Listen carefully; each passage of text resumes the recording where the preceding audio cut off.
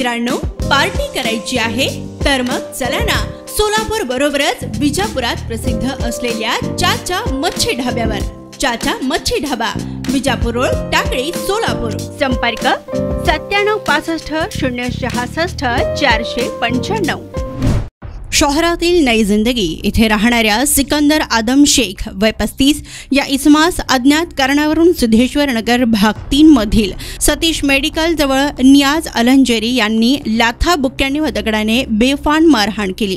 या मारहाणीत शेख हे जखमी झाल्याने त्यांना उपचारासाठी सिव्हिल रुग्णालयात दाखल करण्यात आले।